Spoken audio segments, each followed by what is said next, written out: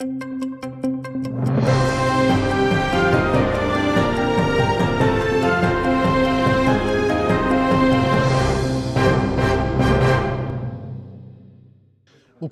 müdafaa meseleleri boyunca alakalar grupasının toplaşığı Ramstein formatında geçirildi. Ukraynanın yanı tayinlengen müdafaa naziri Denis Şmigel birinci kere iştirak etti. Onu şeriklerden Milli Xavfsızlık ve Müdafaa Şurasının katibi Rustem Umerov tanıştırdı. Toplaşıvda Amerika Koşma Ştatları tarafından müdafaa naziri Pete Hegseth ve Amerika Koşma Ştatlarının NATO'daki elçisi Matthew Whitaker iştirak ettiler. Esas mevzu halkara yardım, silahlanıp Ukrayna ordusu için derslerinin koordinatsiyasıdır.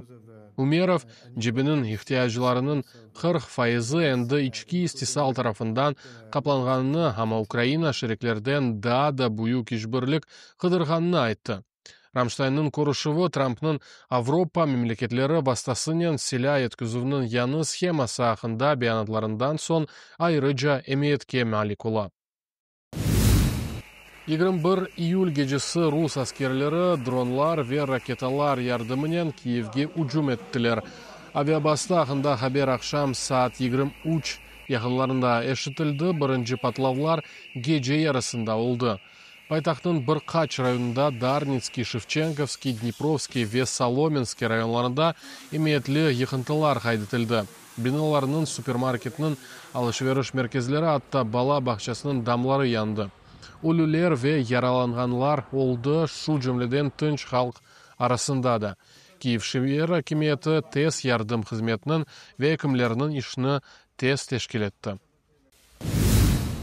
İyul'nun 21'inde Ivano-Frankivsk cinayetinde Rusya'nın ateş açıvları neticesinde 4 adam onların arasında bir bala yaralandı. Koylarının birinde 2 katlı mesken bina yandı. Ivano-Frankivsk'nin özünde garajlar, maşinalar, anbarlar yanmaktaydı. Yangının umumi meydanlığı 500 kvadrat metreden ziyade oldu. Vakıa yerinde kurtarıcılar ve patlıcılar teknikleri çalıştılar. Milli Xavfsızlık ve Müdafaa Şurasının katibi Rustem Umerov, Ukrayna tek yardım algan yer olmaktan vazgeçkenini aytdı. Cebede kullanılgan dronlarının 95%'ı Ukrayna'da yapılan. Sonki 2 yıl içinde devlet müdafaa sanayinin inkişafına 20 milyardtan ziyade grivna yatırım yaptı.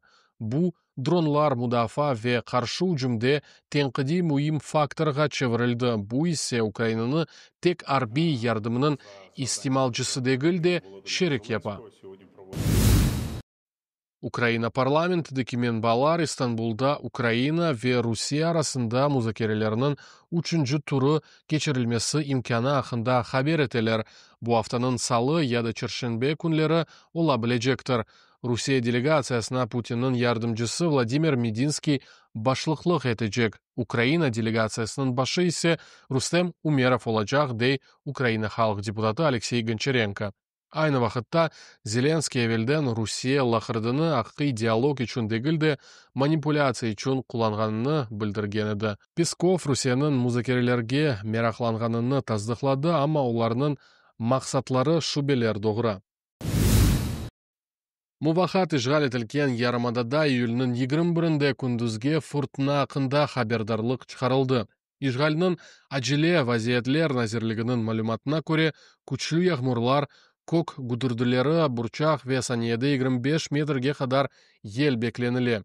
Yerli sakinlerden maşinalarını terekler ya da kuruluşlar yanında kaldırmamak, yollarda yürümekten kaçınmak ve denizge çıkmamak rica etili. Hatırlatamız, Mayıs 1'den başlap Kırım territoriyasında yangınlarga karşı mahsus rejim hareketke keldi.